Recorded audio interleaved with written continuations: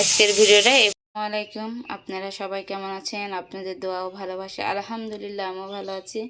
আজকে রান্না তৈরি করব কলার বড়া। কলা দিয়ে আলু দিয়ে কেমন করে বড়া তৈরি করে চলুন আপনাদের সাথে শেয়ার করি। এই দেখুন আলু সিদ্ধ করে নিয়েছি, এই দেখুন কলাও সিদ্ধ করে নিয়েছি। এবার কলা আর আলু একসাথে মাখিয়ে নেব, মানে ছেনে নেব।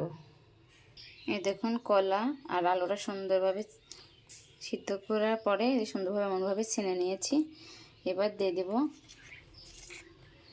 লবণ,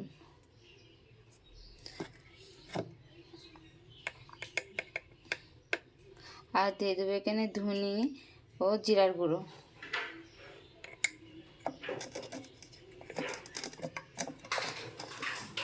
এবার সামান্য একটু দিয়ে দেব মরিচের গুঁড়ো।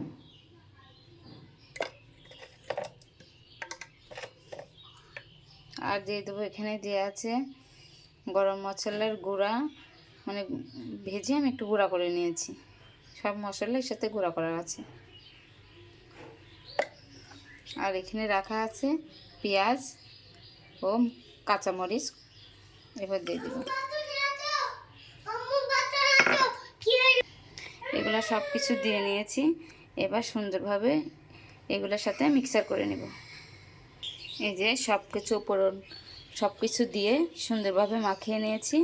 এবার সুন্দর করে ভেজে নেব। কড়াইয়ে তেল গরম করে নিয়েছি। এবার একে একে বড়াগুলো ভেজে নেব। আবার কেউ কেউ টিকিয়া বলে কলার, আবার কেউ কেউ বলে কলার বড়া, যে যেমন নামে বলতে পারে, কিন্তু খাইতে টিকিয়ার মতনই লাগে।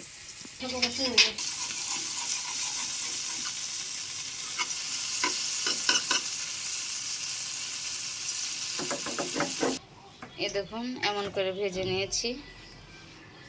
এই দেখুন এমন করে ভেজে নিয়েছি। আপনারা বাসায় এমন করে ট্রাই করে দেখবেন কেমন লাগে খেতে। অবশ্যই ভালো লাগলে ভিডিওটা লাইক করবেন এবং শেয়ার করে দিবেন। পর্যন্তই, আসসালামু আলাইকুম।